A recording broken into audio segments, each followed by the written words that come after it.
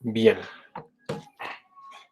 entonces bienvenidos todos y gracias por el mensaje en el chat. Sí, eso es una tranquilidad. Toca que le peguen después la segunda dosis, pero bueno, vamos por partes. Y muchas gracias, espero que también a sus padres o abuelitos también los vacunen pronto porque pues es preferible protegerlos. Ya sufrimos dos pérdidas en familia cercana y de personas que se cuidaban y todo eso, entonces es triste, ¿no? Y ayer murieron 430 registrados en Bogotá, en Colombia, perdón. La cifra más alta, este pico ya superó al primero y al segundo. Pero es que incluso cuando la gente se relaja, cuando van 100 diarios, pues es terrible, ¿no? Es un transmilenio al día que se está desapareciendo de personas, de familias que están sufriendo. Entonces ahí hay que tener cuidado. Entonces espero que sus familias también estén bien próximamente. Y ustedes. Bueno, vamos a empezar el tema de High Performance Computing. Yo normalmente aquí en esta clase, después de terminar lo que hemos visto, pues hablaba un poquito de algunos métodos computacionales, pero prefiero entrar de una vez a lo del High Performance Computing porque si no nos queda muy poco tiempo para poderlo entender y poderle trabajar. Y es preferible con tiempo para poder hacer más cosas. Y porque es una nueva forma de programar también, y entonces eso implica que tenemos que hacer algún tipo de esfuerzos. Pero me están haciendo varias preguntas en el chat, dice si quiere preguntar si los computadores de la sala están disponibles. No, todavía no. Hay un problema grave ahí, no sé, algo eléctrico. Como les contaba, se pusieron un sistema hace un tiempo, hace unos años, que es muy maluco porque cuando se va la luz se salta un switch y toca a alguien físicamente ir a moverlo. Y eso de todas maneras no ha protegido la sala, se nos han muerto varios computadores, entonces estamos buscando que lo quiten, pero pues eso es una velocidad glacial y quién sabe cuándo suceda eso, probablemente ustedes se gradúen y todavía no se haya hecho, porque ustedes se van a graduar rápido, ¿cierto? Y, y bueno, esa es la cosa. Entonces, hoy se supone que va a ir una persona a mirar y yo de todas maneras tengo unos sistemas ahí montados en el servidor para que cuando vuelva la luz se prenda automáticamente y trate de conectarse y trate de hacer cosas, pero parece que no son suficientes. Entonces voy a hacer otro más que básicamente lo reinicie si no se está pudiendo conectar. O sea, en este momento la conexión externa es la clave. Entonces voy a hacer más cosas y yo les avisaré por Discord, les avisaré cuando eso esté listo y disculpen de todas maneras las molestias. Alejandro dice que no quisiera vacunar a su abuelita. Lo siento mucho, Alejandro. No sé si o sea, eso se debería ser masivo. O sea, realmente el problema nosotros vamos muy, muy lento y, y la inmunidad de rebaño no se va a alcanzar en poco tiempo. O sea, realmente va muy lento. Y pues hay muy pocas vacunas. Es una cuestión muy tenaz. Eso es culpa no solo del gobierno nacional y su gestión, sino también culpa pues del acaparamiento mundial de las vacunas, pero son ambas cosas. Pero bueno, ahí no son cosas que no podemos resolver. Entonces, Alejandro, a mantener aislada a esa abuelita, mejor dicho, cuidarla y todo, porque no hay que tomar riesgos. La apuesta puede ser que no le pase nada, pero si le pasa algo, es terrible y uno se sentiría muy mal. Entonces, a cuidarla mucho y a aislarse mucho con ella. Entonces, vamos a empezar a hablar voy a ver si hay más preguntas antes de seguir. Pronto en el chat anónimo. Ya les copié a ustedes eso, ¿cierto? En 10 años yo creo que ya. Me imagino que estás hablando del grado, pero ya me imagino que estás incluyendo el doctorado, entonces lo acepto. Y la maestría. Yo duré más o menos eso estudiando, no, más incluso en la universidad. Bueno, entonces vamos a empezar a hablar de High Performance Computing. Hay varias cosas acá para hablar de qué es High Performance Computing. Hay varias cosas también para hablar de cómo mide uno que está en High Performance Computing. Y cómo se da cuenta si lo que hizo le sirve, porque a veces también pasa que uno se pone a paralelizar un código y termina siendo más lento que lo que tenía al principio serial. Entonces uno dice, pero ¿cómo así? Luego lo paralelo no es más rápido y la respuesta es no. Lo paralelo per se no es más rápido. Uno tiene que saber hacer las cosas bien en paralelo y uno tiene que darse cuenta que hay un montón de factores nuevos que entran. Entre los más importantes es cuál es el tamaño de mi sistema, porque si el tamaño de mi sistema es muy pequeñito, tal vez serial es más rápido que paralelo. ¿Por qué? Porque paralelo implica otras cosas como también, por ejemplo, la comunicación entre entre los diferentes threads o procesos, sobre todo entre procesos, o la coordinación de los diferentes threads que estén accediendo al mismo sitio de memoria. Y entonces puede resultar que para programas que sean de tamaño pequeño, no programas, muy bien, tamaños de físicos de nuestro problema de tamaño pequeño, sea más rápido el serial. Pero puede ser que cuando uno empiece a incrementar el tamaño de su sistema, llega un momento en que el paralelo empieza a superar en performance al serial. Eso entonces también hay que tenerlo en cuenta, porque muchas veces les va a pasar a ustedes que el paralelo es más lento, pero simplemente es porque tienen un programa muy pequeño, en tamaño, un tamaño físico del problema muy pequeño. Entonces uno tiene que tener en cuenta ese escalamiento también. Ese escalamiento es muy importante. Y de hecho, pues cuando uno trabaja en paralelo y lo hace bien, pues uno está accediendo a unos sistemas que antes no hubiera podido ni soñar.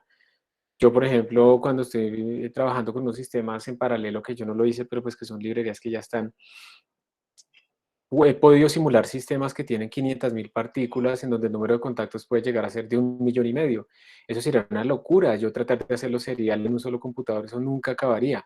En cambio, si lo mando a correr en 64 nodos y eso está bien paralelizado y escala apropiadamente, entonces la cosa funciona bastante bien. Y eso al final lo que quiero que resaltarles a ustedes es que no es solamente como para hacer mineo de Bitcoin más rápido ni nada de eso, es para que ustedes puedan hacer mejor ciencia. Porque ustedes ahora pueden explorar sistemas que antes no podían. Ahora sí pueden simular el cápside de un virus. Ahora sí pueden hacer esa ciencia que hacen los países de primer mundo. Y entonces obviamente aquí viene el recurso. El recurso de dónde tenemos un clúster para trabajar. Ahí es donde viene el problema, porque eso cuesta. Pero hay que empezar por saber usar eso. Muchas veces la gente quiere montar un clúster para Big Data y Bitcoin y blockchain y todas esas buzzwords que utiliza ahorita todo el mundo para tramar, pero que realmente nadie sabe muy bien qué es. Pero entonces uno me pregunta, ¿pero para qué específicamente? ¿Qué va a correr? ¿Ese proceso está limitado por CPU o está limitado por memoria o está limitado por acceso a disco? Y no hay ni idea. Y si uno no parte con algo concreto, es muy difícil poder saber cómo resolver los problemas. Aquí hay que ser muy concreto, hay que medir las cosas, hay que hacer estimados para poder saber si uno está bien o no. Y entonces aparecen unas métricas que son las métricas paralelas, que me permiten ver si realmente yo estoy acelerando o no mis procesos cuando estoy utilizando algo en paralelo y hasta qué punto eso es eficiente. Entonces está el speed up, que es qué tanto se acelera mi ejecución a medida que yo aumento el número de threads o procesos o lo que sea, o procesadores, que uno esperaría que eso fuera lineal, o sea, si yo pongo dos procesadores, entonces sea el doble de rápido, si pongo 5, sea 5 veces rápido, pero eso no es verdad, ese escalamiento vamos a ver que se satura rápidamente.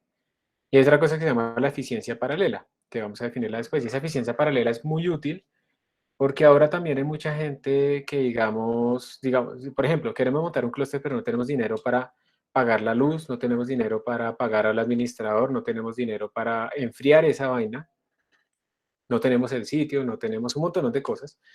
Eso implica mucho dinero tener un clúster, entonces viene la nube. Entonces vamos a comprar en Google Cloud Computing o vamos a comprar en Amazon Web Service, vamos a comprar tiempo de cómputo y ellos ya tienen el clúster allá, yo simplemente voy y le boto las cosas. Pero resulta que uno tiene que calcular cuánto le van a cobrar por CPU, entonces uno tiene, ¿cuántas CPUs quiere? Pues yo podría pedir 1.000, desde que tenga plata pues las pago, pero de pronto tener 1.000 no es tan eficiente. Dependiendo del problema que uno esté resolviendo, uno calcula la eficiencia paralela y más o menos la idea es que esa eficiencia empieza en 100% y va decreciendo rápidamente a medida que aumenta. Bueno, no rápidamente, depende del programa, pero va decreciendo y llega a un punto en que digamos, es menor al 60%. Entonces la idea es que si yo mido mi proceso en mis propios computadores locales y observo la eficiencia paralela y encuentro en dónde, cuál es el número de procesos que hace que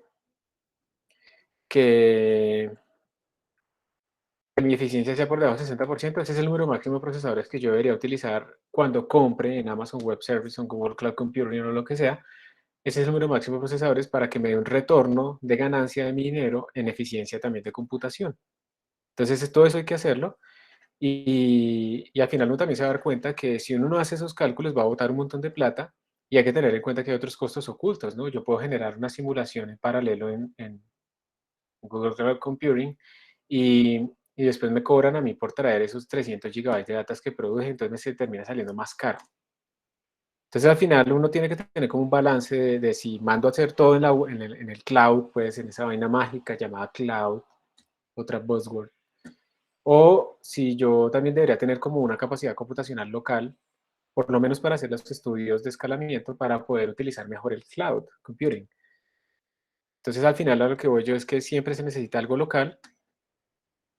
Y por ejemplo, la sala de sistemas, si no tuviera ese problema eléctrico, pues sería una cosa muy útil donde uno puede hacer unos escalamientos, pero no es un clúster porque es muy lento en comunicación. De pronto nos van a pasar unos accesos a una cuenta en el clúster de biología y ahí vamos a poder utilizar un poquito más ese tipo de escalamientos más rápidos con red, porque uno no puede conectarlos con cables normales. Los cables normales son muy lentos. Entonces, cuando yo mande mensajes entre los procesos, toda la computación va a estar muy dominada por la comunicación y entonces no me sirve de nada la paralelización. Entonces vamos a empezar a ver que existen ese tipo de cosas y pues todo viene desde que estamos tratando de ver que hay problemas que no caben en nuestros computadores, ya sea porque son muy grandes y entonces se morirá mucho, o ya sea porque consumen tanta memoria que no cabe, hay problemas que fácilmente pueden requerir 256 gigabytes de memoria RAM. ¿Dónde corro eso? ¿Cómo hago eso? Entonces, si yo lo que digo, no, es que yo necesito 256 gigabytes, pero tengo 256 computadores, cada uno con 4 gigabytes, a cada uno le pido una y puedo dividir mi problema de esa manera. Entonces, se puede hacer, hay que programar, hay que escalar, eso no es sencillo, no es inmediato, la paralelización automática se ha buscado desde hace mucho tiempo y no se ha logrado y probablemente no se logre, eso es probablemente lo que suceda. Y, y entonces uno, digamos, lo que le queda es aprender a programar en paralelo. También viene por la cuestión de la ley de Moore, que ha dejado, realmente no se ha dejado de cumplir, pero ya no es tan brutal como los de que se tenía anteriormente. Anteriormente los programadores no se preocupaban mucho por hacer programas eficientes porque pues como en el otro año o en 2 años aparecía un computador el doble de rápido. Entonces en 2 años mi programa era el doble de rápido. Pero ahora eso no sucede, ahora lo que pasa es que los computadores tienen doble de núcleos, más no el procesador doble de rápido, y entonces ya no sirve, porque si yo no programo en paralelo, yo no estoy utilizando todos los núcleos, solamente estoy utilizando un núcleo, eso hay que tenerlo muy claro. La programación, o sea, yo puedo tener una máquina con 500.000 núcleos, pero si yo corro un código serial, solamente va a correr en un núcleo. ¿Listo? Eso hay que tenerlo claro. Uno tiene que explícitamente utilizar esos otros núcleos, uno tiene que explícitamente programar todo eso. Bueno, entonces, digamos que esa es la idea, y pues vamos a ver algunos conceptos relacionados. También de una presentación del doctor Axel Colmaya y también una presentación viejita que hay por ahí de Iván Pulido, en donde vamos a ver algunas cosas, no todo en detalle, pero algunas cosas. Si alcanzamos hoy, vamos a hacer un par de ejemplos de cómo programar en paralelo unas cosas sencillas. La idea es que lo que vamos a ver hoy pues son los threads y no vamos a tocar más los threads, pero vamos a empezar a ver cómo es esta idea de programar en paralelo. Y vamos a empezar entonces las otras clases a trabajar con OpenMP, que es programación en memoria compartida, o sea, en el mismo computador, varios threads y todos comparten la memoria, la pueden ver entre todos. Y cuando acabemos eso, utilizamos MPI, que es memoria distribuida. Mismo computador o varios computadores, pero cada proceso tiene su propia memoria y no la pueden ver entre ellos, entonces tienen que hablar con mensajes. Más difícil, pero más general, más eficiente. Y con eso ahí acabamos el curso, porque eso se nos come todo lo que queda. Voy a poner esto en full screen. Como les digo, no voy a... Ustedes tienen acceso a estas presentaciones, entonces, pues ahí las pueden ver lo que les interese más a fondo. 10 años yo creo que ya... ¿Usted dirige tesis de pregrado? No, no soy tan bueno. Entonces por ahora no estoy en esas. Me preocupa realmente hacer algo bien así, comprometer a un estudiante con una idea de pronto mala y que no salga bien, entonces no. Pero el profesor José Daniel sí, y es muy bueno, y muy buena persona. Y esa combinación es muy importante cuando uno va a trabajar con alguien que lo dirija. Tiene que, ojalá, idealmente ser bueno en lo que hace, no el más genial, pero bueno, pero también tiene que ser una buena persona para que uno pues más o menos aprenda también ese tipo de cosas. ¿Cuál es la diferencia entre paralelo y serial en este caso? paralelo será como usar varios computadores al tiempo, sí. O sea, tú tienes un problema y les vas a distribuir las tareas que resuelven ese problema a diferentes computadores, o en tu propio computador, tu computador tiene cuatro threads posibles, entonces tú creas 4 threads para resolver tu único problema y les vas a distribuir a ellos la tarea. Entonces eso es en paralelo. En paralelo es como una idea, es como que corre al mismo tiempo varias cosas. Eso es en paralelo. De hecho, nosotros tenemos la ilusión en este momento de que nuestro computador está corriendo en paralelo, ¿cierto? Pero eso no es tan cierto. Realmente el procesador, pues al final, si es uno solo, está dándole un espacio, un quantum de tiempo a cada uno de los procesos con ciertas prioridades. Pero si tenemos varios, pues entonces esos dos están trabajando en paralelo, cada uno le está dando un pedazo de tiempo a un proceso. Y eso ocurre tan rápido que pues para nosotros es como un continuo y como que si todo esto estuviera corriendo al mismo tiempo. Entonces paralelo es como que todo corre al mismo tiempo. Serial es que yo no puedo pasar al siguiente paso antes de haber hecho el paso anterior. Entonces es una dependencia serial, no la puedo hacer al mismo tiempo. Tengo 7 pasos, no puedo hacer los 7 al tiempo, tengo que hacer uno, después el otro, después el otro, después el otro. ¿Listo, Anonymous? Bueno, entonces la idea es que, porque se utilizan computadores en cálculo científico, ya nosotros sabemos que hay cosas que podemos modelar en un computador y que no podemos hacer fácilmente en la realidad. También nos sirve para calibrar nuestras teorías. Y también hay modelos que no se pueden resolver analíticamente, por mucho que uno quiera, y que le gusten las funciones especiales. No se puede. Entonces, ¿qué es computación de alto desempeño? Este High Performance Computing. Digamos que lo que dice ahí, yo no sé, pero de ahora en adelante muchas de las respuestas a lo que ustedes digan va a ser depende. Y entonces aquí esto va a depender de que Profe, se una le pregunta. pregunte también. Señor,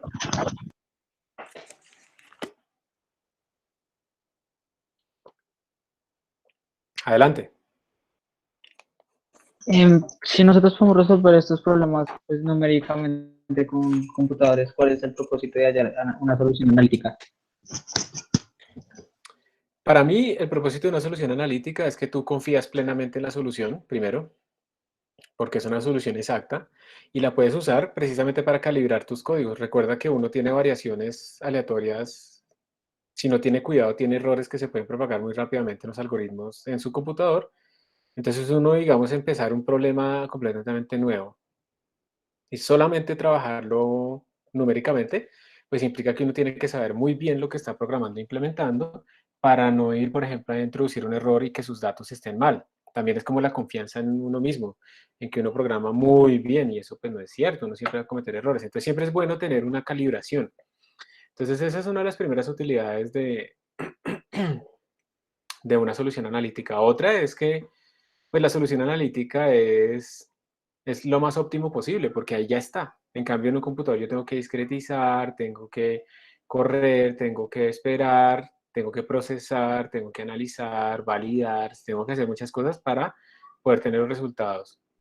En cambio, con una solución teórica, pues ya está. Entonces, a mí me parece que una solución teórica es como un punto de partida. Y yo puedo entonces de la solución teórica ver que mi programa reproduce la solución teórica, eso me da confianza en el programa y ahora sí puedo en el programa hacer cambios que yo ya no puedo resolver analíticamente. Entonces realmente van de la mano. No reemplaza uno al otro, los dos se necesitan. E igual el experimento. Tú sabes que el experimento valida una teoría, una hipótesis y la convierte en teoría.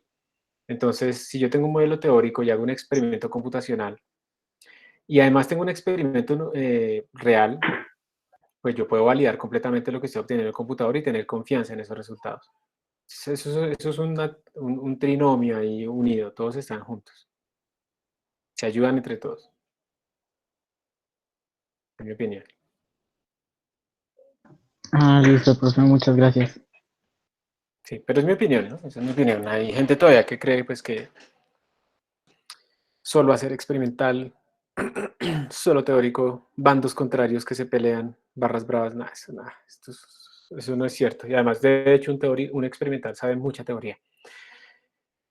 El experimental es un área que me parece a mí que es como muy desagradecida un poco porque tiene que saber mucho.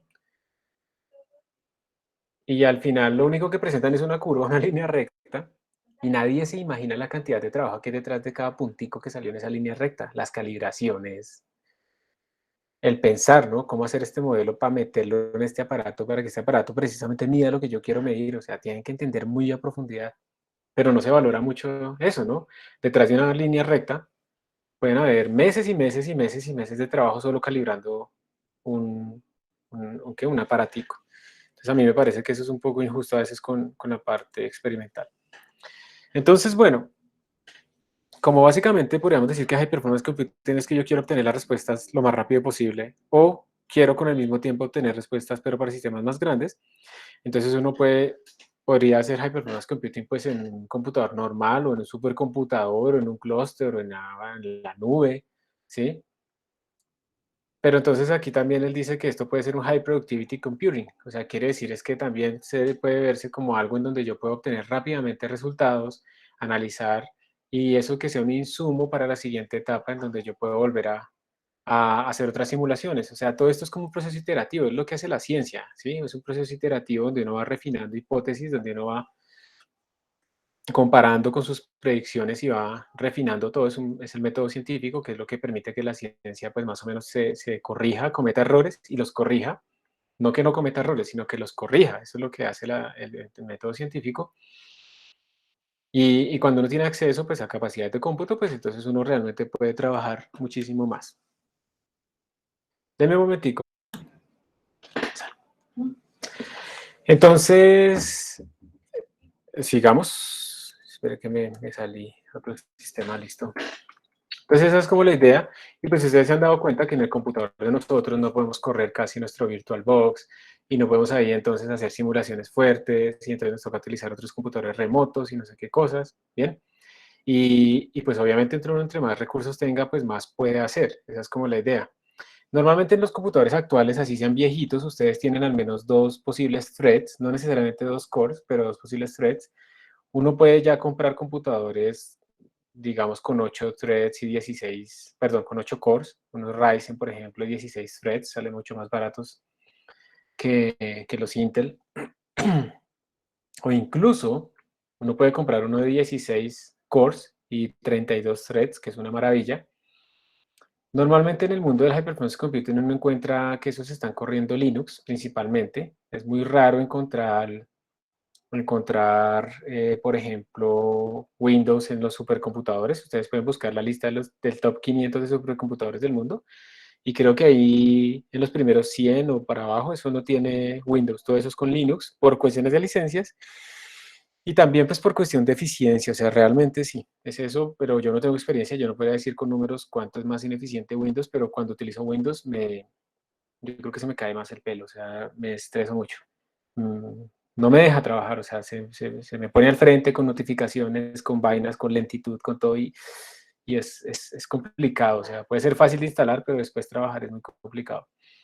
Ahora, obviamente, pues, es raro también, no va a haber clusters con Apple, pero pues uno sí puede tener computadores con este sistema. Yo, por ejemplo, mi computador que utilizo ahorita es un Mac.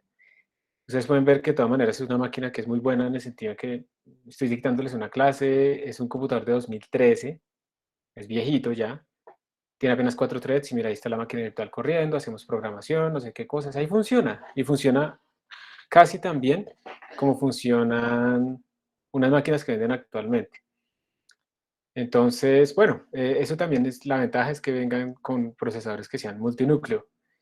Y eso es lo que está sucediendo ahora, y hay que tratar de pensar en que si uno quiere utilizar eficientemente estos programas, estas máquinas que son multinúcleo, pues uno tiene que de alguna manera programar de esa forma, que utilice multinúcleo.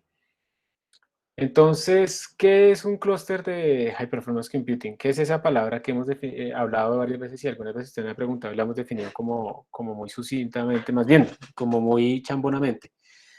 Entonces, son varios computadores que están como conectados entre ellos, simplemente. En la sala solo tenemos, pero la conexión es muy lenta.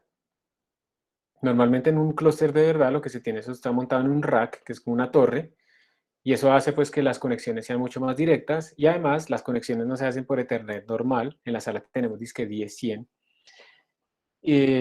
siendo que, pues por eso es culpa del switch, siendo que lo normal es 10-100.000 o gigabit, Y realmente en un clúster de verdad, se utiliza InfiniBand y otro tipo de arquitecturas para que esas conexiones entre los computadores sea realmente muy rápida. Eso es lo que se tiene ahí. ¿Se tiene algún tipo de software instalado en esos computadores que lo que hace es como organizar ese tipo de comunicación entre los procesos que van a correr en los diferentes computadores, en los diferentes nodos? Por ejemplo, MPI, Message Passing Interface. Y también se tiene software que lo que hace es como distribuir a nosotros los recursos. Si ya uno entra a un clúster, uno tiene que manejar, pues en el clúster van a haber muchos usuarios y todos los usuarios quieren para ellos todo el clúster. Y eso no se puede.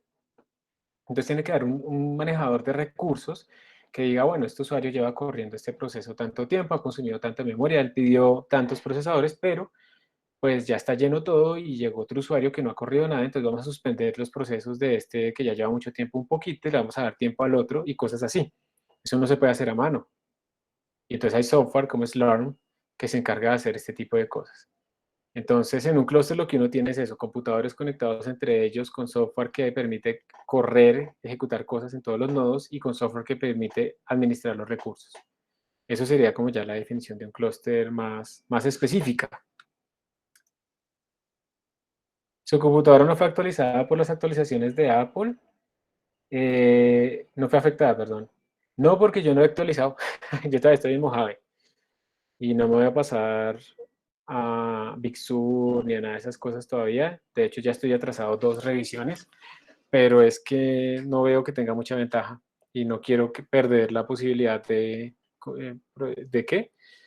De software de 32 bits, que eso es lo que pasa cuando si me paso al último. Entonces, no. Entonces, no he sido afectado porque no me he pasado, pero también pues tengan en cuenta eso es chévere, ¿no? Un computador de 2013 y todavía está recibiendo actualizaciones de sistema operativo. Eso de todas maneras eso habla bien de todas maneras de Apple. Lo malo es que ahora ya uno no los puede actualizar. Por ejemplo, ya no les podemos poner otra RAM, que fue lo que yo le dije. A este no le pude poner otra RAM porque se viene soldada. A este le pude poner fue un disco duro SSD y se notó. Entonces es eso. Eso es un clúster, ¿sí? Eso es un clúster y que a veces, no sé si ustedes han escuchado algo llamado el grid computing. Y el grid computing es otra escala más por encima, que es como, imagínense ustedes, como que ahora yo ya no tengo las cosas cerca, conectadas entre ellas de una forma muy acoplada, muy rígida, que precisamente aumenta el desempeño de la comunicación, sino que tengo son como todos los computadores de Bogotá, conectados de alguna manera entre ellos. O es más, unos computadores en Bogotá y otros en Medellín. O un clúster en Bogotá y un clúster en Medellín. O sea, ese tipo de acople que ya no es tan rígido, que es más lento, ese tipo de cosas, está, digamos, diseñado para que uno pueda mover datos mucho más grandes en zonas distribuidas geográficamente. Ya eso es lo que se llama un grid, ¿sí? Una grilla, no en el significado colombiano de grilla, sino en el significado como de una malla. Eso es lo que estamos diciendo. Y hay algunas que hacen eso y también se necesita un middleware, se le llama, para poder acceder a esos recursos. O sea, hay algo que tiene que encargarse de que transparentemente yo llegue y le pida unos recursos y él me diga qué recursos están disponibles y me diga cuánto tiempo los puede usar y ese tipo de cosas. Entonces, ese es el middleware que hay que poner. Aquí mire el chat, dice José Daniel que si eso es obsolencia programada. Yo creo que es obsolencia programada en hardware. El hecho de que yo no le pueda aumentar más la RAM está haciendo que en algún momento me toque comprar otra cosa. Pero digamos que se le perdona un poco a Apple en el sentido en que en este Mac, por ejemplo, pues ya superé completamente con creces. La gente se sorprende de tener computadores de 5 años de viejos y pues yo tengo un computador de 8 años de viejo. Y de hecho el de mi esposa tiene 10 años de viejo. Entonces, pues eso implica que ya se amortizó bastante también el sobrecosto que uno paga al inicio. ¿Tú te refieres a que si lo actualizan lo dañan? No, lo que pasa es que pues el software cada vez va a ser más lento, lastimosamente, por cada vez hacer más cosas. Entonces uno siente cada vez más la diferencia. Pero a mí sí me parece de todas maneras que hay unas cositas raras. O sea, uno actualiza el software y de repente el sistema operativo parece que la batería está mala. O sea, antes de actualizar no decía nada y ahora sí. Entonces, pues sí, ahí deben haber cositas metidas. Eso es verdad. Para mí es una buena idea comprar un Mac. Ahora sí, estos últimos años no. Me parece que lo que hicieron con los teclados quitar los puertos y minimizarlos tanto y todo eso, me parece que fue una muy mala tendencia que tuvo Mac, por eso todavía tengo este, y también por falta de plata.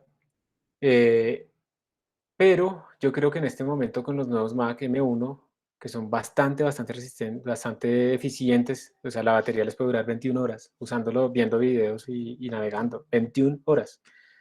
Son bastante eficientes y además parece que son muy eficientes también en cómputo. Yo creo que sí vale la pena. Lo malo es que aquí en Colombia los traen muy costosos, porque aquí les meten también el impuesto de importación, el arancel, entonces es un 30% más. Entonces es muy costoso realmente comprarlos acá. Yo los que he comprado es porque o alguien me lo trajo o alguna vez está en un congreso en Estados Unidos, entonces compré allá. Y hicimos quedar mal, porque fuimos como 5 personas a comprar Mac y todos como aquí uno desconfía en que en Colombia le den los billetes de $100 buenos, entonces uno siempre cambia por billetes de $20. Y yo no tenía, nadie tenía en ese tiempo tarjetas de crédito. Y entonces entramos y deme 5 Max y todos pagando con billetes de $20 y se veía súper raro, así como de dónde sacaron tanto efectivo. Pero bueno, yo, yo sí creo que vale la pena.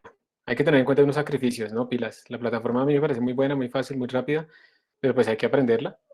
Y los M1 son ARM, entonces son otro tipo de procesadores, tal vez no esté en todo el software que uno utiliza, entonces primero hay que mirar eso. Pero yo también me inclinaría por un computador Ryzen, también me inclinaría por un computador Ryzen. Entonces, cuando tenga la oportunidad de alguien que venga de Estados Unidos, voy a mirar cuál de los dos sea mejor para que me lo traiga. Entonces, bueno, nosotros no vamos a estar hablando de grid todavía, nada de eso.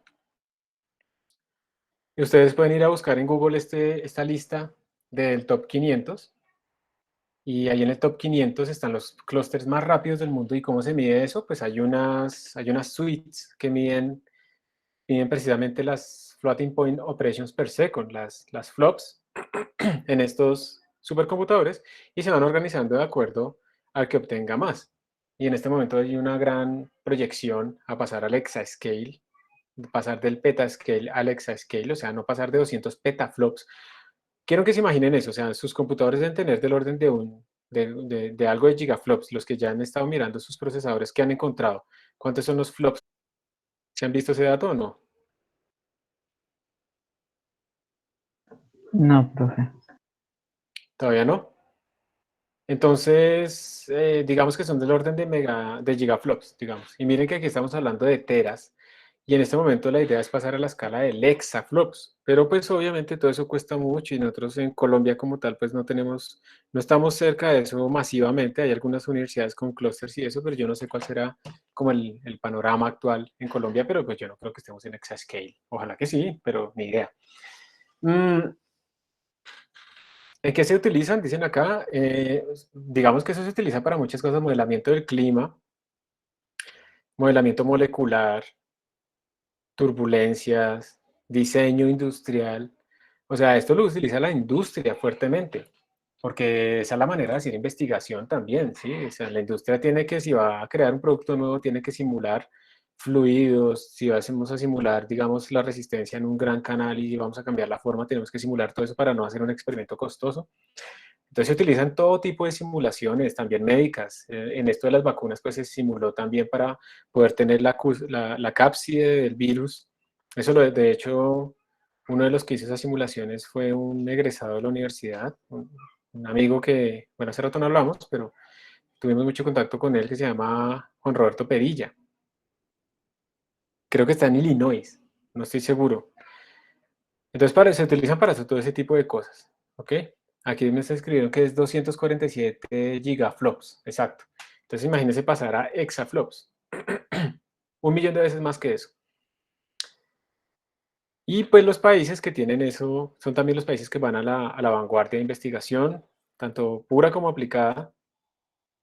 Y por eso es que Colombia, digamos, nosotros estamos fregados porque somos muy tercermundistas, no solamente porque seamos pobres, ¿sí? Sino porque es que pensamos como países del tercer mundo. Tampoco es pensar que somos Suiza y ya nos volvemos Suiza, sino que nosotros tenemos que empezar a pensar cómo vamos a invertir a futuro para, por ejemplo, producir nuestra vacuna. ¿Cómo es posible que Colombia esté comprando tantas vacunas y esté dependiendo completamente de ese mercado? ¿qué vamos a hacer? O sea, ¿cuál es el plan a 20 años para que Colombia ya tenga un desarrollo biotecnológico suficiente para que tengamos producción de vacunas? ¿Sí? Y apenas están empezando por ahí a hablar en una universidad y en otra a hacer eso, pero eso tiene que ser una política nacional, o sea, eso es un riesgo de seguridad nacional. Tenemos que tener producción. ¿Por qué Colombia no puede tener un centro espacial en Tumaco? Eso suena raro, ¿cierto? Pero ¿por qué no? Pero para tener eso tenemos que empezar a tener una política a largo plazo. Y como ahora todo lo que prima es el inmediatismo, pues va a ser muy difícil realmente. Ahora todo tiene que ser, sí, que el problema aplicado, que ya, pero sí, perfecto, pero eso no excluye la visión de largo plazo. Tenemos que resolver los problemas inmediatos y tenemos que resolver problemas de largo plazo. ¿Cómo vamos a salir de esos desarrollos si solo estamos apagando incendios?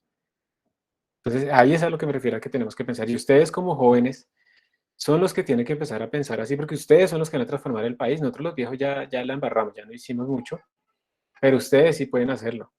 Entonces, por favor, para que tengan siempre como esa visión, las escalas de tiempo diferentes. ¿Ok? El Silicon Valley de Latinoamérica, exacto. Ojalá ustedes sí lo lograran. Eh, Vamos a ver si preguntaron algo más. ¿Su computadora? Ah, no, ya. ¿Por qué es importante para ustedes? Como yo les estaba diciendo, principalmente porque con High Performance Computing ustedes pueden acceder a mejor ciencia. Eso es lo que yo realmente opino en este momento. Creo que más allá de aprender a programar, que es chévere y todo eso, yo creo que ustedes pueden hacer mejor ciencia porque pueden hacer más finas las grillas, pueden hacer sistemas más grandes, pueden explorar más sistemas y ver fluctuaciones, pueden enfrentarse a cosas nuevas que antes no podían porque realmente hay una limitante computacional. Su ciencia mejora. Eso realmente será como yo lo resumiría. Aquí están, por ejemplo, en lo que se usan más los recursos de High Performance Computing. Como ustedes pueden ver, miren, predicción del clima, geotecnia y todo este tipo de cosas, sistemas químicos, investigación de materiales. Miren la parte astronómica gigantesca para hacer esas simulaciones de los universos y muchas partículas gravitacionales. Se tiene que utilizar esto. Física es uno de los que más consume en todos sus modelos. Química, ciencias moleculares, obviamente, todos los virus y todo eso. Entonces ahí pueden ver ustedes la distribución tomada de este sitio. Perdón, va a tomar un poquito de agua.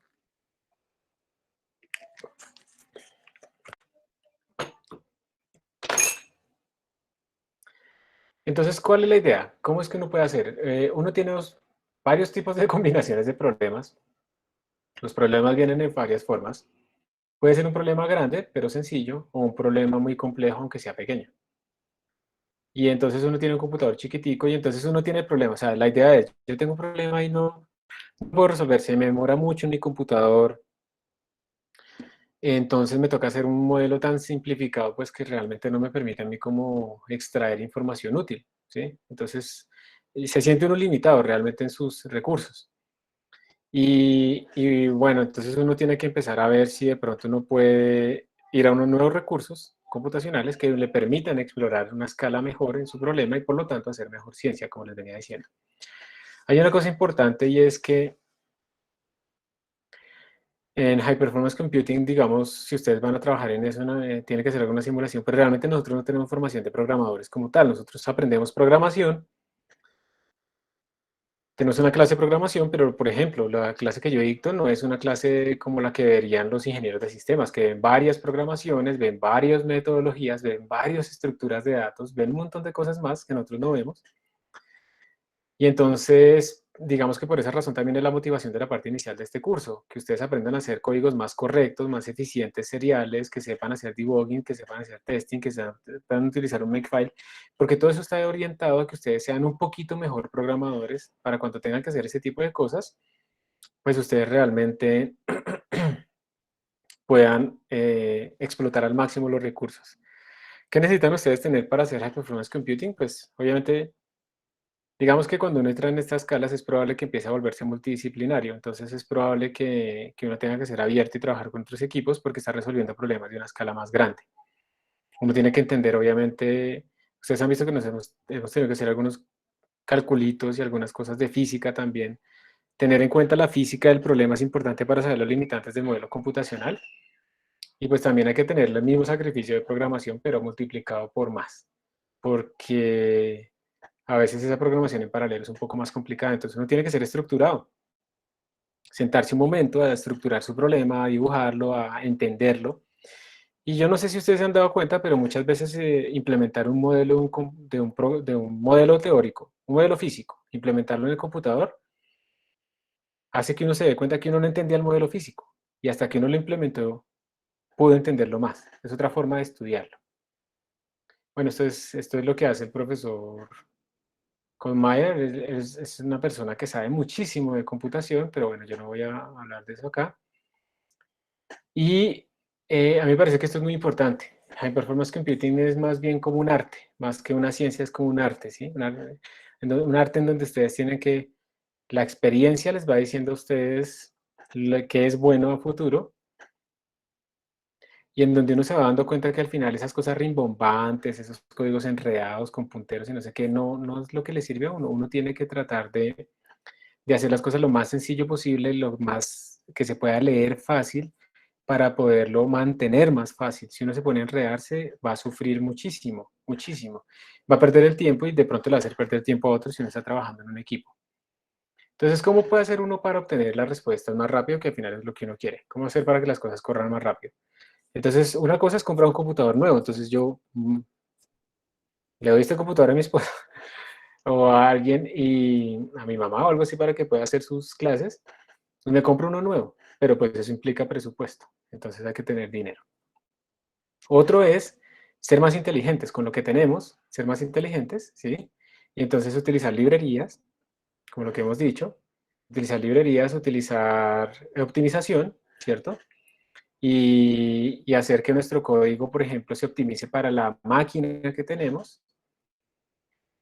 Y también tratar de ver hasta qué punto, digamos, el tiempo de desarrollo, que es utilizar un script, es más importante que el tiempo de compilación o el tiempo de creación de un programa compilado. O si más bien me voy con Python y confío en que las librerías estén súper optimizadas, las de NumPy y todo ese tipo de cosas.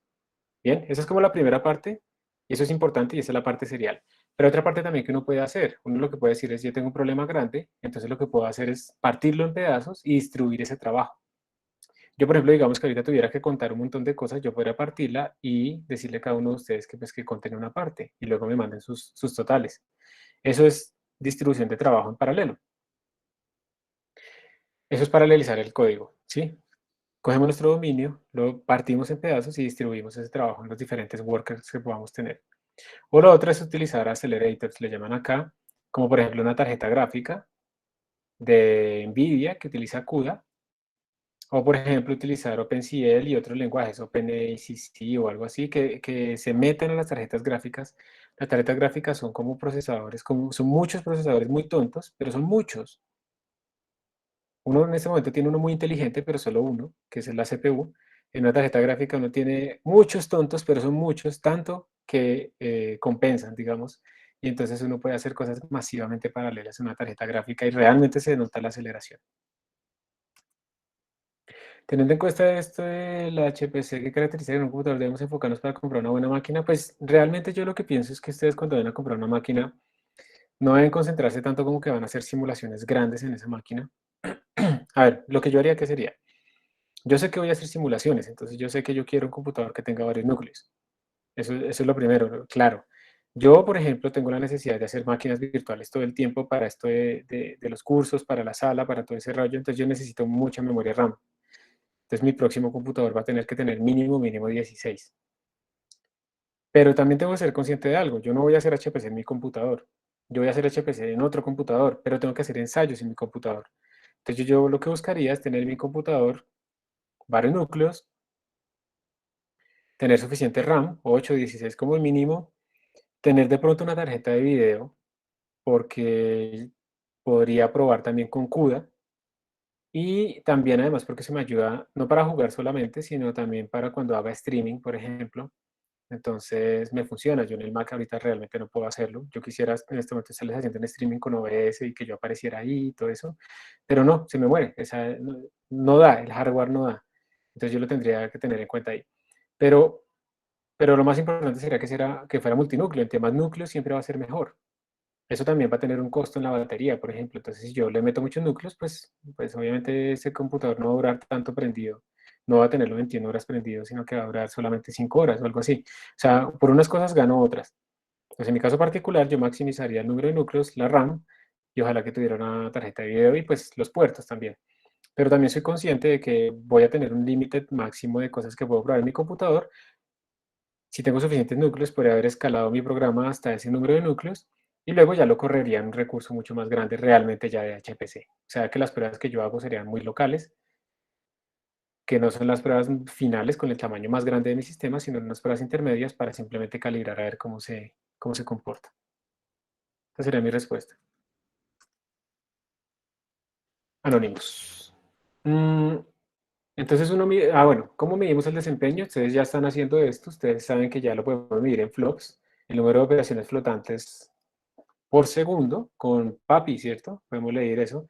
Hay un teórico máximo de eso, entonces miren que, por ejemplo, si yo tengo que mi procesador tiene esta frecuencia y el número máximo por cada clic en el procesador de operaciones de punto flotante es de 8, entonces esto me está dando un máximo más o menos de 20 gigaflops. Ese es el máximo teórico, pues supuestamente que mi procesador podría hacer, pero realmente uno nunca puede llegar hasta allá, pues porque uno tiene que leer cosas, guardar cosas, y pues uno nunca puede hacer todas las operaciones al tiempo y solo ellas. O sea, yo necesito hacer algo, guardarlo, luego leer algo, y entonces al final yo no voy a tener solamente computación, tengo otro tipo de operaciones que no están siendo tenidas en cuenta acá. Y de hecho ustedes se van a dar cuenta que sus programas no van a llegar ni siquiera, si digamos tiene un procesador así de 20 gigaflops, de buenas que estén les va a dar 0.2 gigaflops, algo así. No sé si alguien ya lo midió, ¿alguno ya lo midió? ¿Cuánto les dieron los flops en alguna operación? Están esperando a que resucite la sala.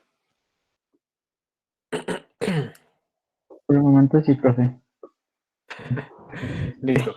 De todas maneras, ustedes pueden ir haciendo pruebas en sus computadores. Supongo que eso lo tienen en un repositorio y no sé qué. Bueno. Entonces, ahora hay otra cosa.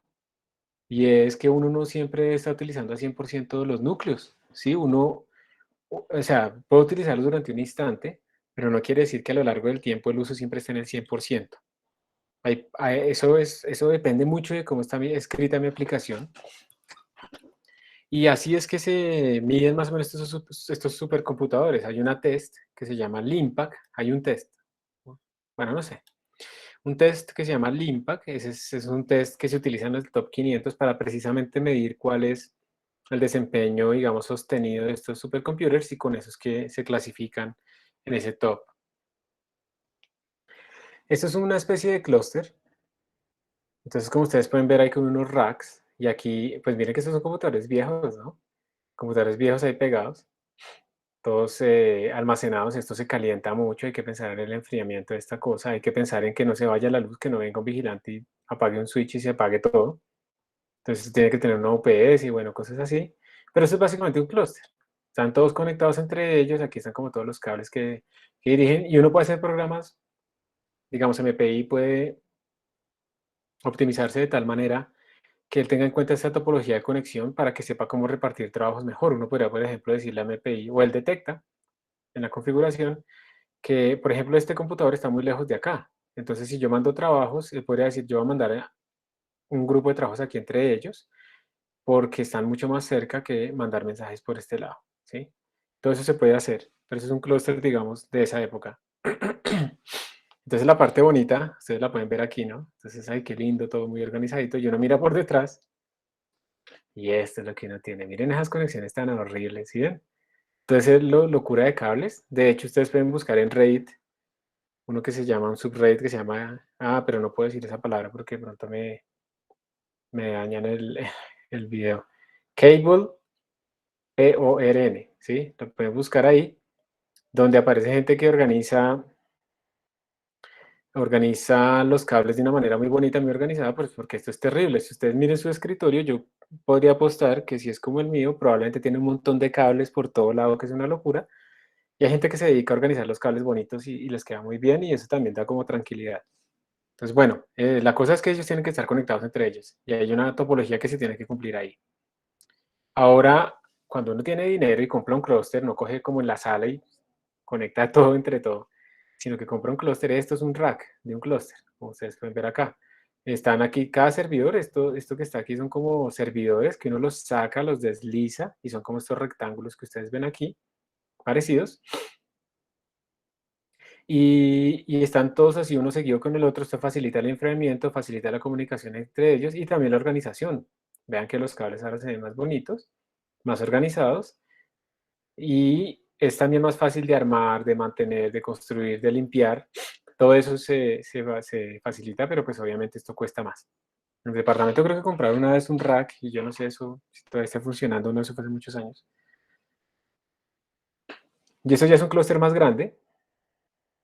Por ejemplo, este tiene 250 nodos, tiene 6500 cores. Imagínense la cantidad de cómputo que uno puede hacer ahí. Y 2 petabytes de almacenamiento. 2 petabytes. Eso es un montón de almacenamiento. Ojo, eso no es un disco duro solito. Eso es un sistema de archivos paralelo que está distribuido entre todos esos computadores. Cada uno, y hay sistemas de archivos paralelos diseñados para eso. En la sala yo estaba probando con uno que se llama Gluster, con G, pero el más famoso en todo esto se llama, ay, se me olvidó, Lustre. Lustre, sí, ese no lo he probado todavía, pero es el más famoso, el que más se utiliza como en estos entornos de programación. No lo he usado es porque se toca recompilar el kernel y bueno, me toca buscar la metodología para hacer eso. Ese es un problema típico que requiere una solución en paralelo. Miren que aquí lo que tenemos es un problema que es la parada en los pits.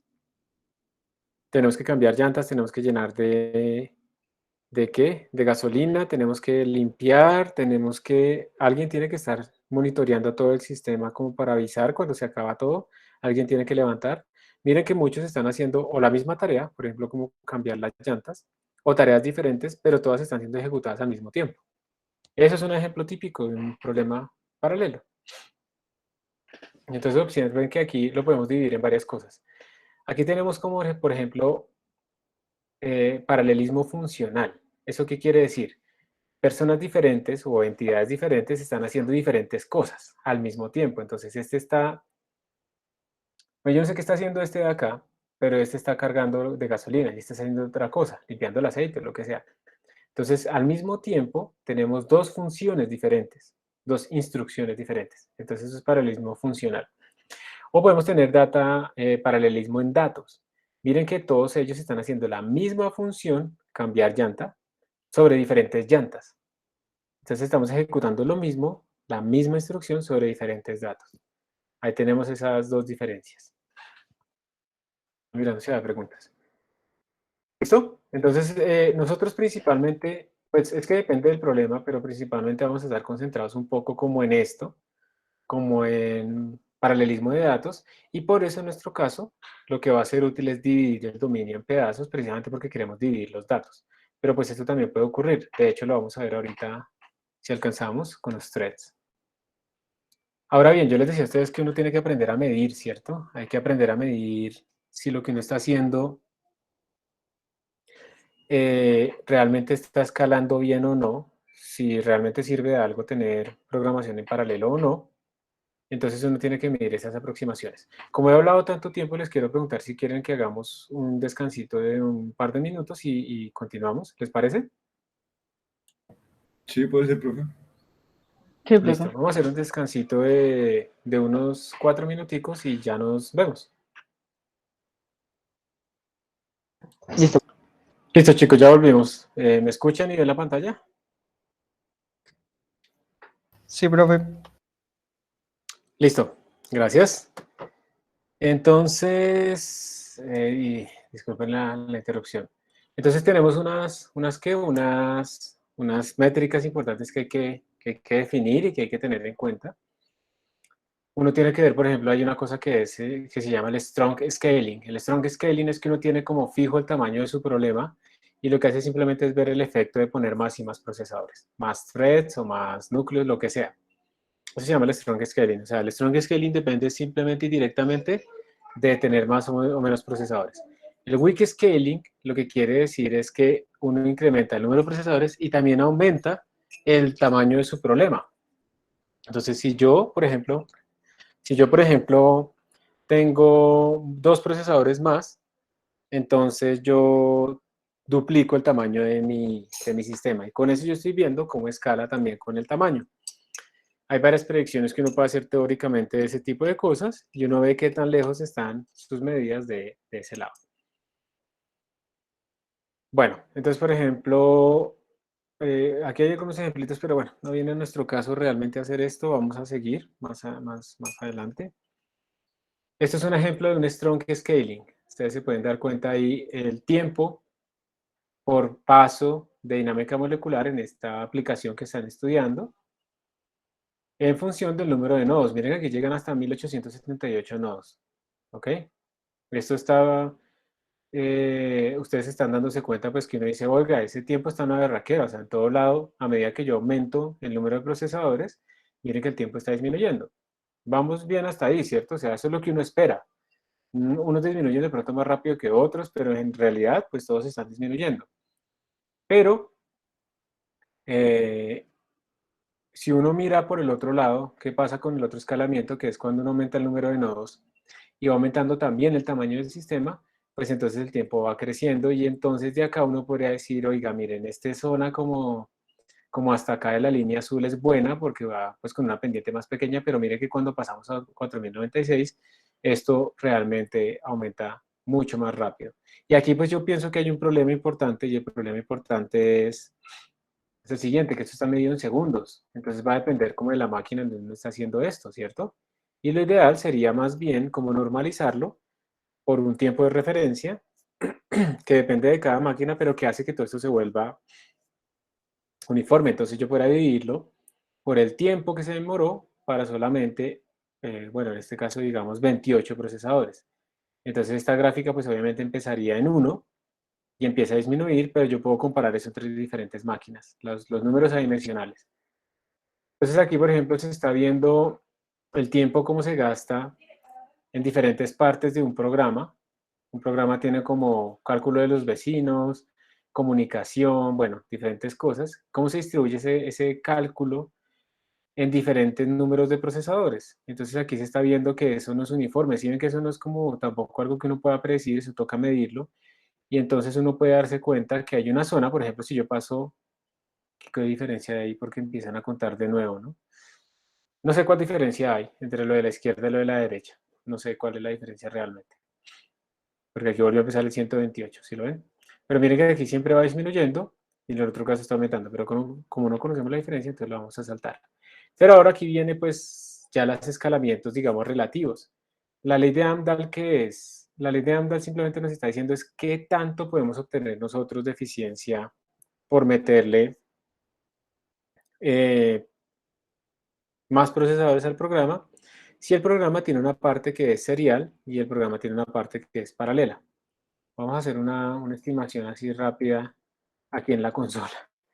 Entonces, piensen que el tiempo total de CPU de un programa va a ser pues una parte que es serial más una parte que es paralela, ¿cierto? Si yo, por ejemplo, lo que hago es meterle más procesadores o más threads o lo que sea a mi programa, la parte serial no va a ser optimizada porque por eso es precisamente serial, solamente la parte paralela es la que va a ser optimizada, o sea que esta la puedo poner como depende, digamos, ese tiempo de CPU con n, ¿cierto? Entonces sería como eh, tener en cuenta pues que esta parte paralela es la única que va a ir disminuyendo, asumiendo que eso pasa, no siempre pasa, pero asumiendo que eso pasa, pero la parte serial va a estar siempre en el mismo punto. Entonces esto quiere decir que usted incluso si le meten infinitos números de procesadores a su programa, siempre les va a quedar una parte constante que es la parte serial. Esa parte no la pueden modificar. Y eso es lo que dice básicamente la ley de Amdahl. La ley de Amdahl nos dice a nosotros el speedup. El speedup es cuánto es la relación entre el tiempo para un, un solo procesador dividido entre el tiempo para todos los procesadores. O sea, podríamos pensar lo que es como, cuando es un solo procesador, sería TS más TP dividido entre esto, ¿sí? ¿Listo? Y cuando n tiende a infinito, pues esta cosa tiende a ¿cuánto? TP sobre n tiende a 0. Y esto nos quedaría 1 más TP sobre TS.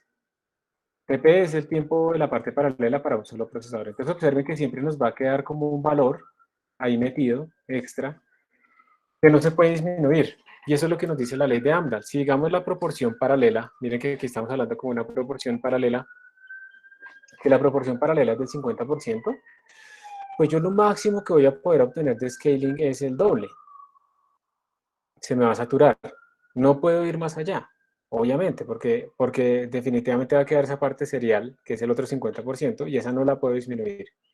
Es decir, cuando yo tengo la mitad de mi programa que es de tiempo paralelo y la otra mitad es de tiempo serial, y aumento un montón el número de procesadores, la de tiempo paralelo se nos va a desaparecer y va a quedar la otra mitad, que es la de tiempo serial, que ahí queda y no puede cambiar.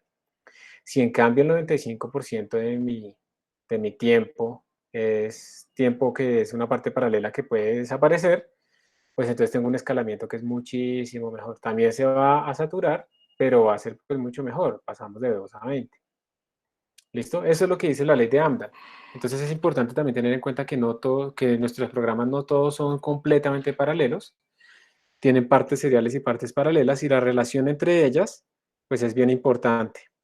Hay otra cosa que es la comunicación.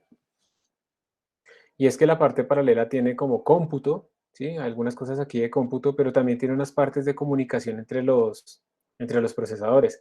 Y a medida que yo voy aumentando el número de procesadores, esta comunicación tiende a aumentar. Yo tengo un problema, la parte paralela no es solamente cómputo, sino también es comunicación entre los procesos.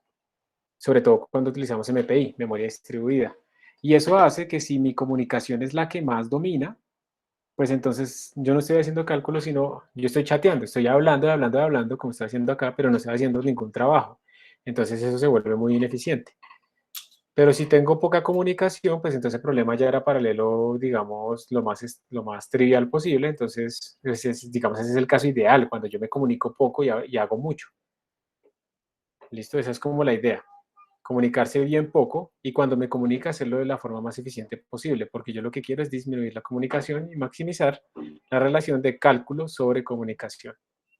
Y eso lo tienen que hacer ustedes explícitamente. Ustedes como programadores son los que coordinan esa comunicación. Eso no lo hace el computador, no lo hace -O3, eso lo tienen que hacer ustedes. A ver si hay alguna pregunta. No. Ya hemos hablado nosotros de optimización del software. Digamos que lo que estamos tratando es de aprovechar lo máximo que podamos la máquina. ¿Cómo? Utilizando algunas técnicas de programación, utilizando librerías y utilizando banderas del compilador. Pero pues si uno coge y hace un programa que optimiza al máximo el procesador Intel o AMD que uno tenga, pues se enfrenta al problema de que ese código ahora es tan específico para su máquina que no lo va a poder correr en otros lados. Entonces uno tiene que tener cuidado con eso porque realmente es preferible tener como un código genérico. Y si ya uno dice, no, esto lo voy a correr en un clúster con tales procesadores, uno podría hacer como una especie de función especializada de ese código que esté especializada para ese código nomás. Y bueno, eso podría funcionar así y podría funcionar muy bien. Pero va a depender del problema particular. En general es preferible que ustedes en este momento escojan un código claro que se optimice con -O3 y ya está ahí con librerías, que ponerse a hacer cosas muy específicas para una máquina, a menos que esa sea su tarea específica. Bueno, esto lo vamos a saltar. Entonces, para optimizar, eso son como unas cosas que le está haciendo. Y aquí ya terminó la presentación. Esta fue como una introducción muy genérica. No vamos a alcanzar a hacer los threads porque ahora quiero hablar un poquito de lo que muestra Iván. Entonces quiero volver a preguntarles, quiero saber si hay alguna pregunta, aquí no hay nada. Aquí tampoco, listo. Les voy a cerrar esta presentación. Y vamos a ir a otra. En esa página web, en ese directorio, opa, ¿qué se me hizo? En la página web de nosotros, en los enlaces de performance, está la carpeta 12 intro HPC y ahí hay varias presentaciones. Yo les estoy mostrando a ustedes esta y esta. Aquí hay más cosas de cómo paralelizar y las métricas también están, y también hay un cheat sheet para que ustedes vean de pronto de los comandos que uno utiliza en Slurm, pero eso lo vamos a ver un poco más adelante en detalle. Entonces aquí hay varias presentaciones que ustedes pues también pueden seguir. Entonces ahora vamos a ver esta presentación.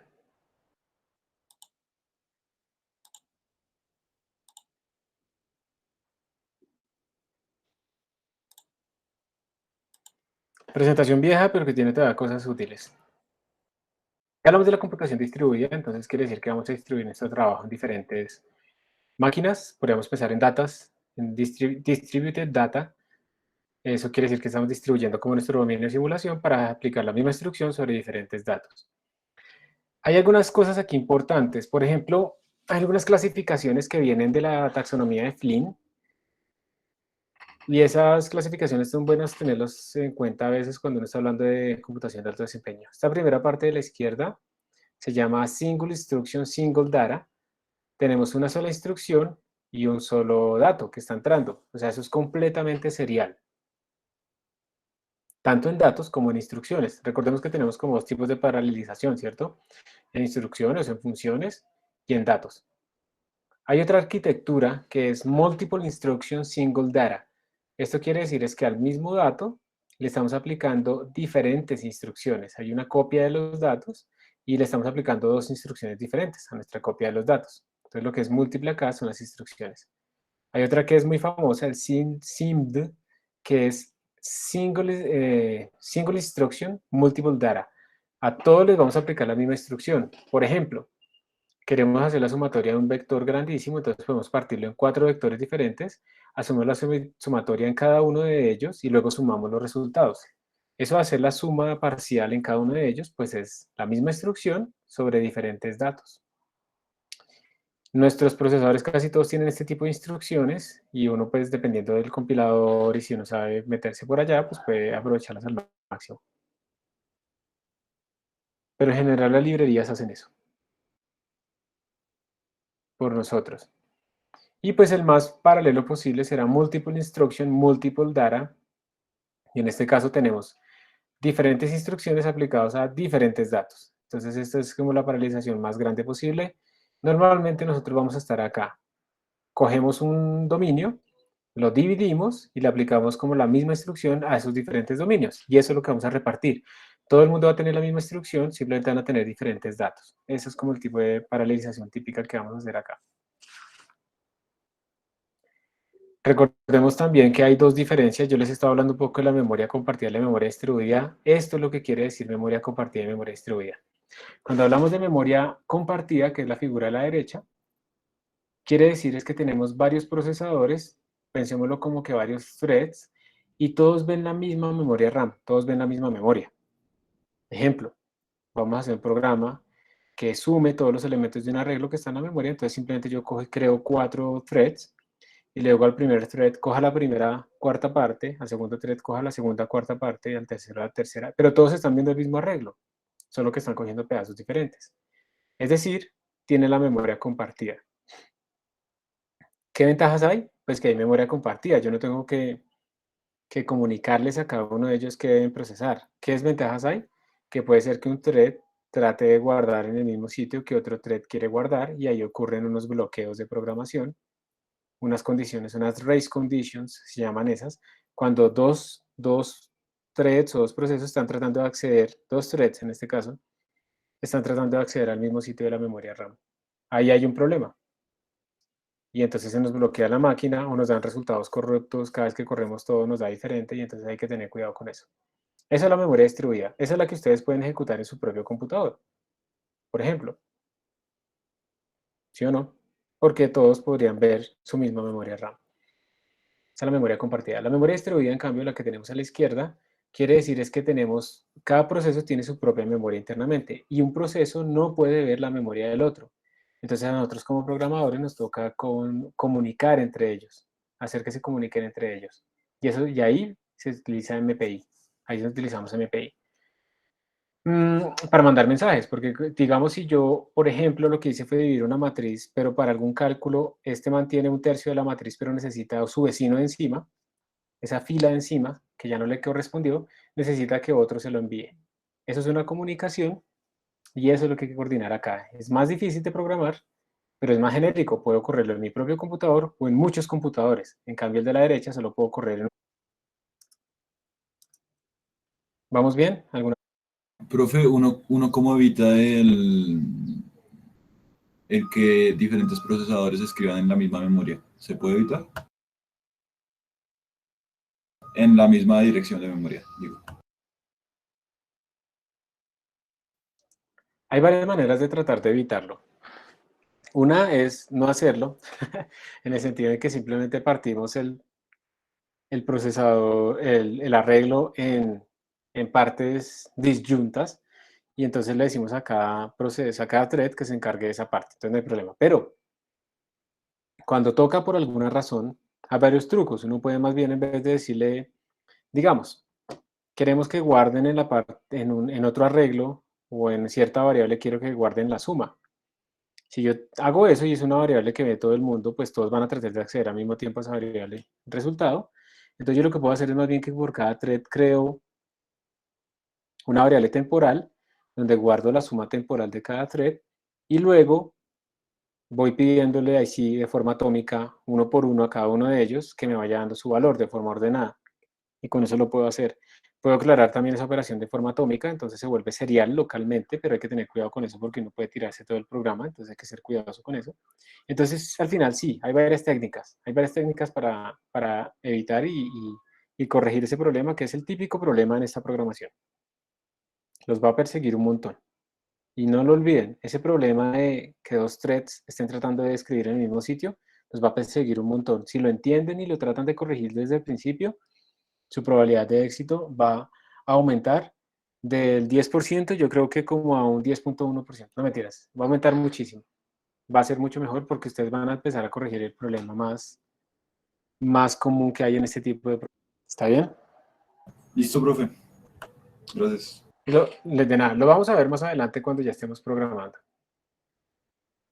¿Para qué sirve? Bueno, ya sabemos que nosotros tenemos límites. Esta es una gráfica esta es la ley de Moore, que decía que más o menos cada 2 años se duplicaba la densidad de transistores, pero pues esto paró así de esta forma, ese crecimiento exponencial paró hace una década más o menos, pero ahora lo que pasa es que tenemos más cores ¿dentro de qué? Dentro de nuestros procesadores, entonces también pues se sigue aumentando y se sigue multiplicando el número de procesadores.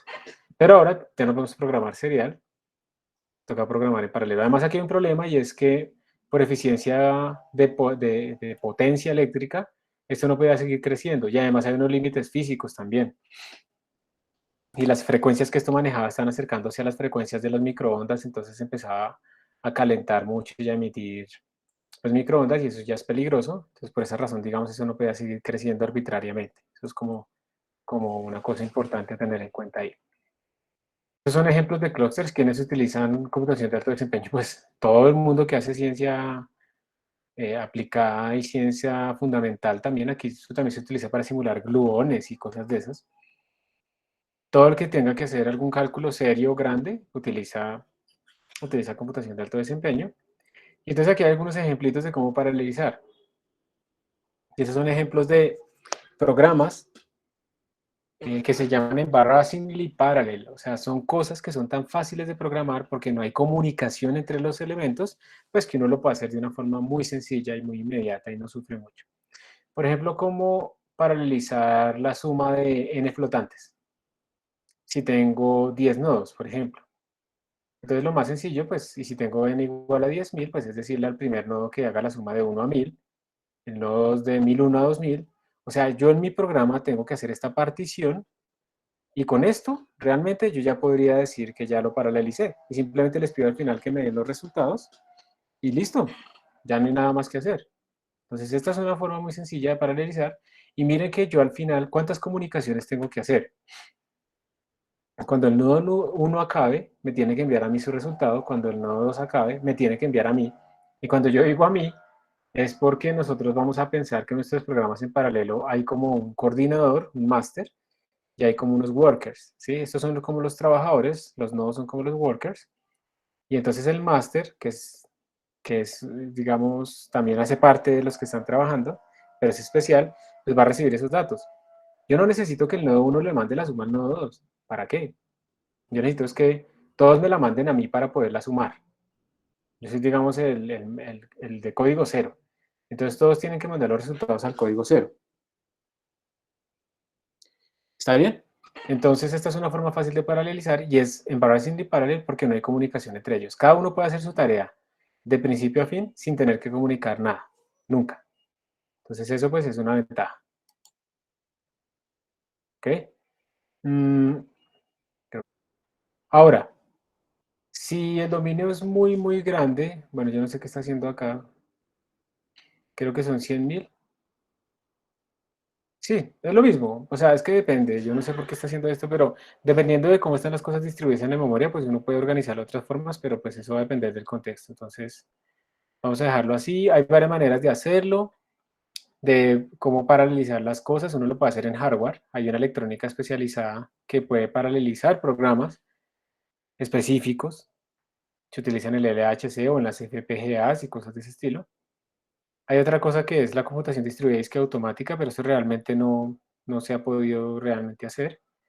Y hay otra que son como extensiones, coger los lenguajes que ya conocemos y extenderlos. Es la más común. Cuando yo les digo a ustedes que vamos a utilizar OpenMP, es porque OpenMP es un conjunto, como una extensión de C y C++, que nos permite hacer programación de memoria compartida. Cuando decimos MPI, MPI es una librería de C o C++ o Fortran que nos permite hacer programación en memoria distribuida. O sea, vean que son extensiones del lenguaje que ya existe. En Python también hay una librería, por ejemplo, creo que se llama Multiprocessing, que permite también hacer programación en memoria compartida. Entonces, digamos que eso es lo que se hace actualmente. Y esto es OpenMP. OpenMP, este funciona con ¿cómo se llama? Un paradigma que se llama el fork join.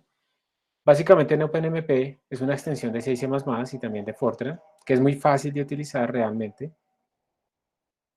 En donde ustedes simplemente cogen y arrancan su programa, ese se llama digamos, el programa principal, y en un momento dado ustedes crean N threads, 5 threads, por ejemplo, para que hagan cosas. Las hacen, reúnen ustedes los resultados y se desaparecen todos esos threads y sigue su programa serial y luego vuelven a abrir. Entonces hacen un fork, eso es un fork, abrir todos esos threads y luego los matan cuando ustedes cierran eso, cuando hacen el join. Normalmente crear procesos es muy costoso, pero como estos son threads, son procesos livianos porque ellos heredan el contexto del programa principal, ellos comparten memoria, entonces esto no cuesta mucho, crear y destruir, crear y destruir y crear y destruir. Entonces, digamos, esta es la primera forma. Y la idea es que todos estos hilos, todos estos threads, pueden ver la misma memoria RAM. Ya vamos a hacer ejemplitos de eso. Más adelante, esta es la primera parte de nuestra programación en paralelo realmente, ya en serio. Si ustedes lo quieren hacer ya, aquí hay un ejemplo. ¿Quieren que hagamos ya un ejemplo así en paralelo? ¿Este código? ¿Quieren hacerlo?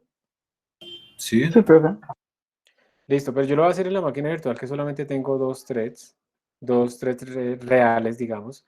Pero ustedes pueden correr cuantos quieran, pero obviamente no es eficiente ponerle a una máquina de 2 threads que corra 20 cosas. Vamos a escribir este código de una vez. Esto es una pequeñísima introducción. TPP, estoy agrando esto. Include y vamos a hacerlo con C++. Y lo que vamos a hacer es esto.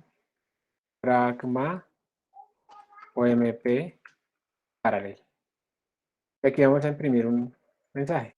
Hola mundo, como siempre. Listo. Esta es una introducción, simplemente es para que ustedes vean qué pasa. Y tenemos que incluir el encabezado omp.h. Vamos a ver si así esto ya compila bien. Permítanme que tengo que hacer algo acá antes. Es el repositorio, pero no es 2021-04. ¿Qué es esto? ¿Hoy? 23 de abril. Hoy es 23, 23. gracias. Muchas gracias. 23, intro HPC.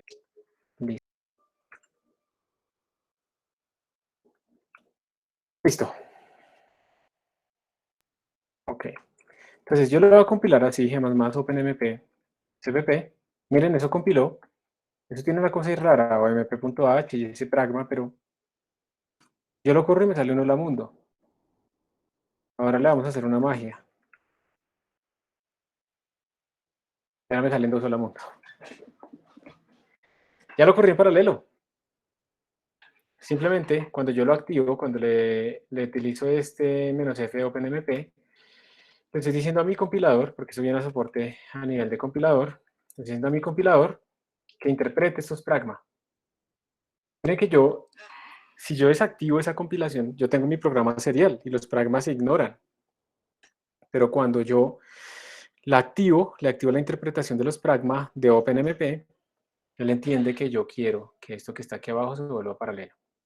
Una costumbre típica y buena que se tiene es poner esto dentro de un corchete así, para que sea como más ordenado y quede claro cuál es el bloque afectado por esa directiva pragma. ¿Ok? Entonces, esperen acá, yo hago otro ejemplo. Before, de aquí, after.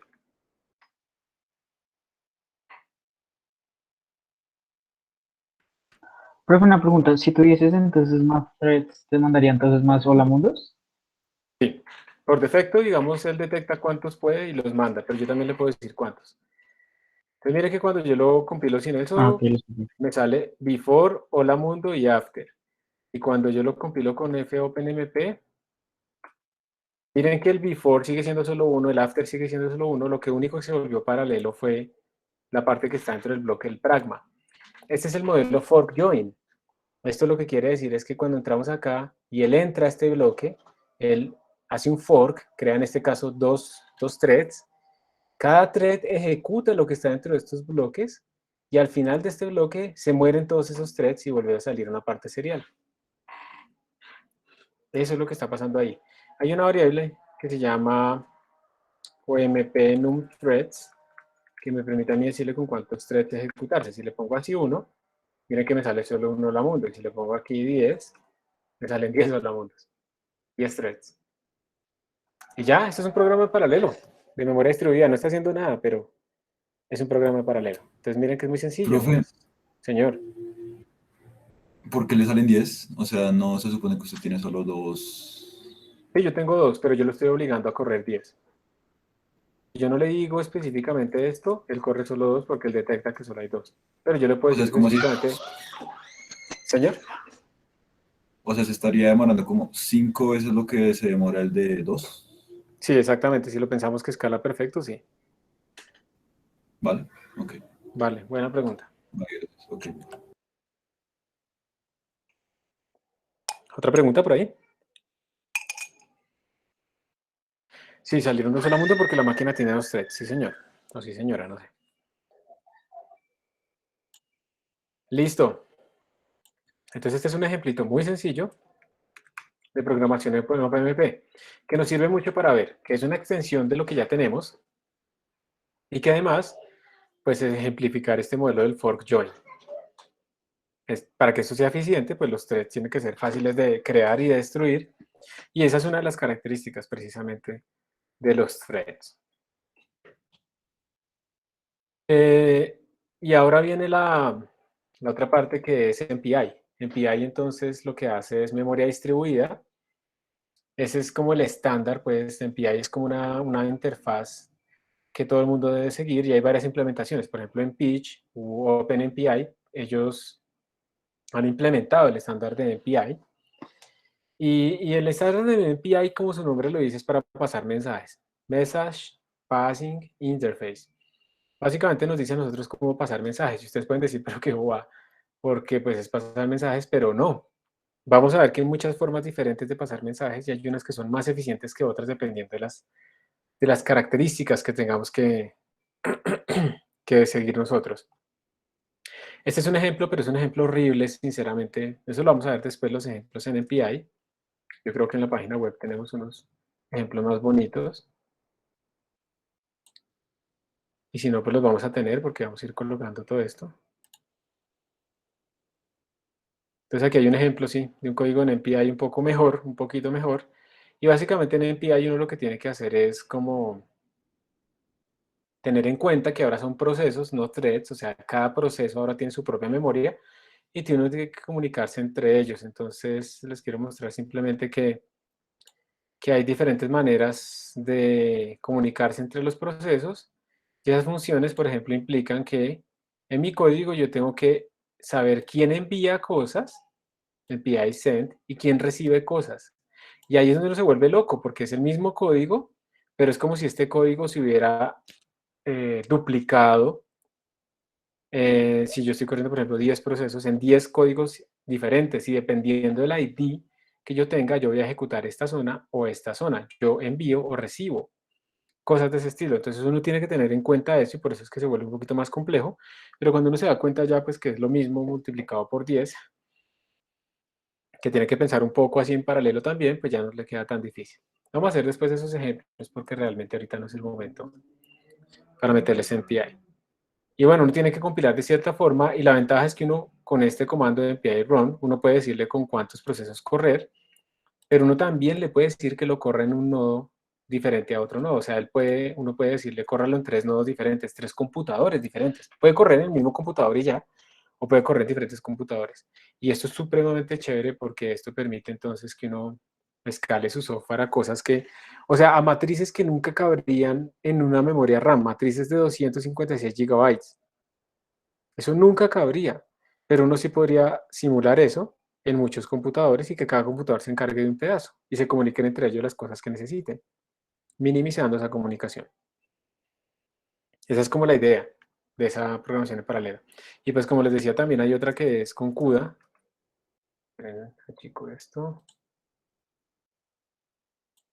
Hay otra que es con CUDA, que son tarjetas gráficas y pues uno tiene que, si son NVIDIA, uno utiliza CUDA y si no es NVIDIA, entonces utilizamos OpenCL o de pronto utilizamos OpenACC o algo así, pero también se puede programar en las tarjetas gráficas y está muy en boga y se utiliza muchísimo, por ejemplo, para problemas de lattice Boltzmann, que son evidentemente así paralelizados.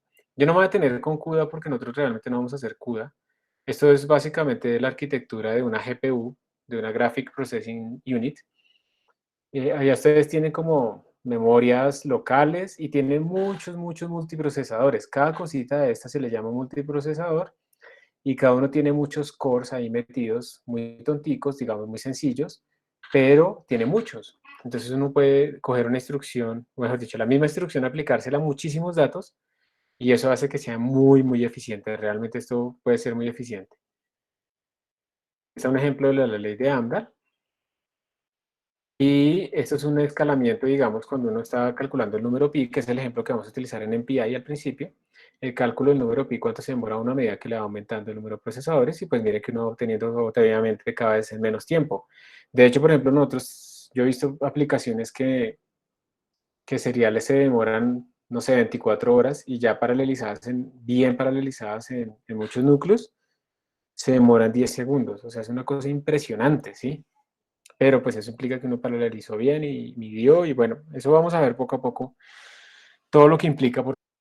Una pregunta que les hacen acá es ¿por qué este valor tiende como a volverse constante? ¿Ustedes qué creen? ¿Por qué no sigue disminuyendo? Tiempo de Por el mostrar. serial. Por la parte serial, creo que fue lo que dijeron. Sí, exactamente. Por la parte serial está limitando pues ese escalamiento máximo, ¿sí o no? Entonces, eso es, muy bien. Por ejemplo, para una matriz de dimensión 2000 por 2000, en una multiplicación secuencial en la CPU se demora 40 segundos y cuando uno lo implementa en bloques en una GPU se puede llegar a demorar 0.411, o sea, puede ser 100 veces más rápido.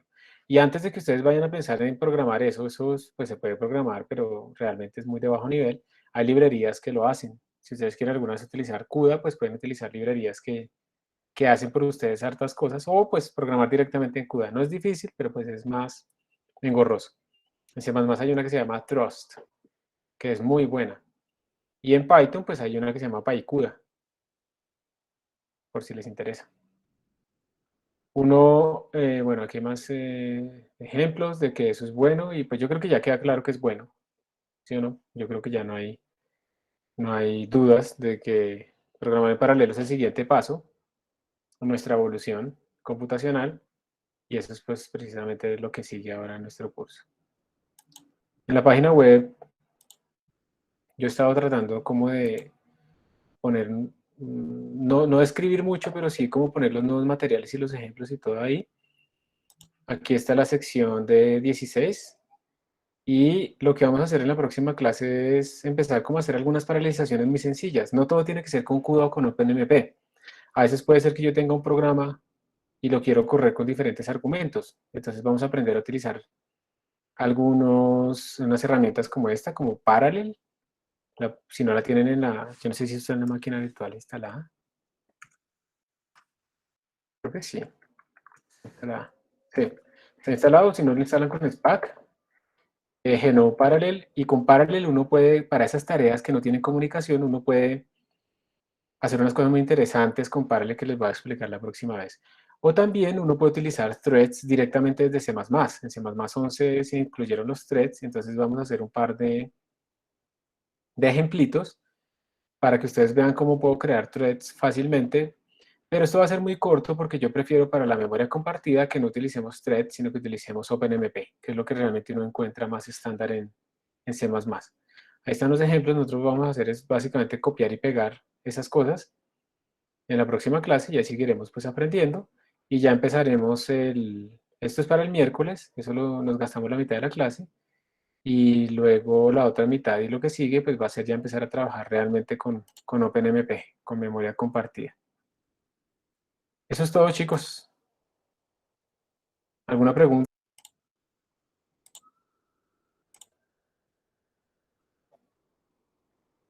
¿Alguna duda? ¿Quieren que les envíe el código de OpenMP? Aunque es que es sencillito, pero se los voy a enviar para que lo tengan ahí disponible inmediatamente.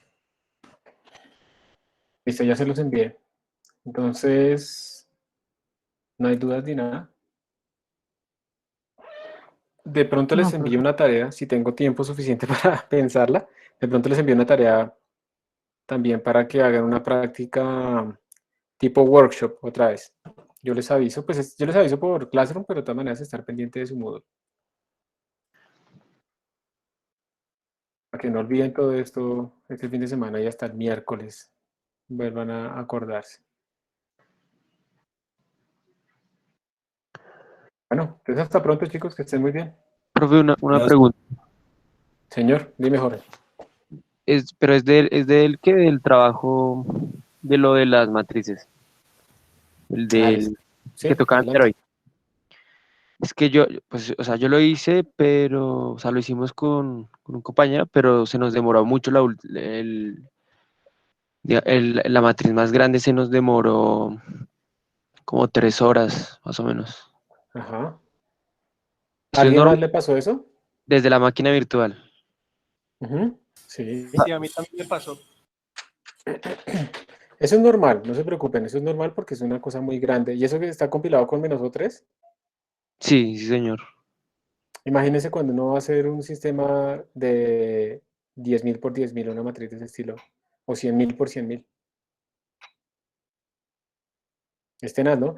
Pero no pasa nada, si no lo alcanzaron a meter no pasa nada, si se les demoraba mucho, pero eso es normal que suceda, sobre todo porque estamos pidiendo demasiado. O sea, lo que pasa es que estamos pidiéndole al programa que nos calcule todos los vectores propios, todos los valores propios.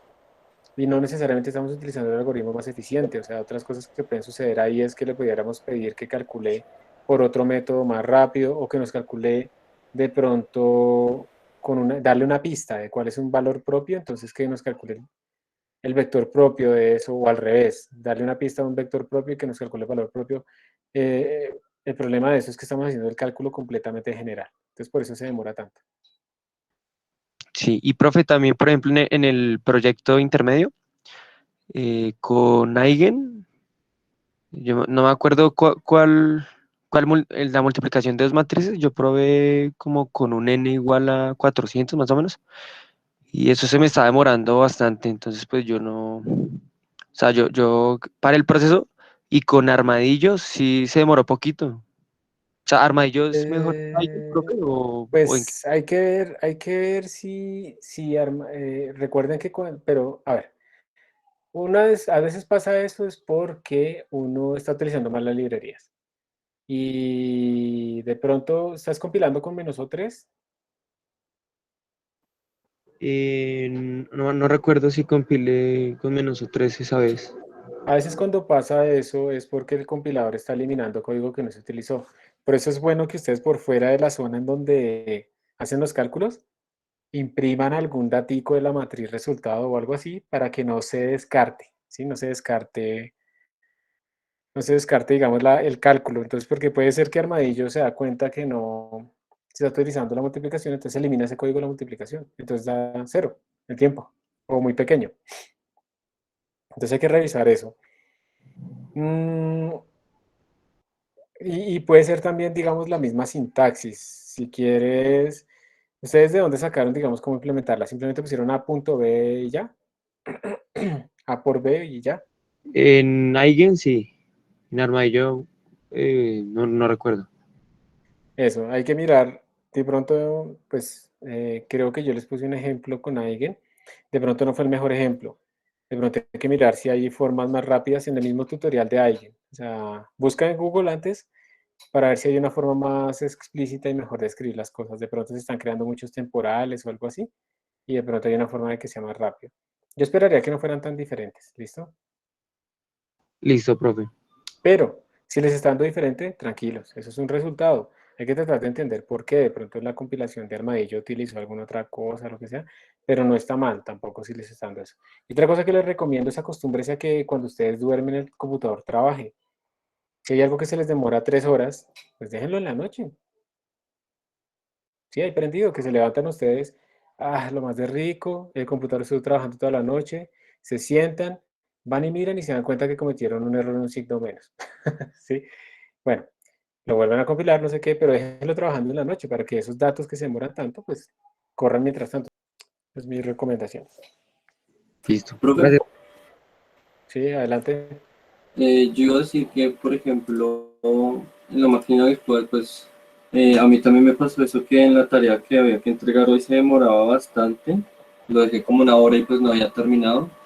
Y pues yo lo que hice fue matar el proceso, y apagué la máquina y le aumenté el número de RAM y de CPUs porque estaba en dos, ambas cosas. Y se lo aumenté a 4, en ambas cosas, a 4 CPU.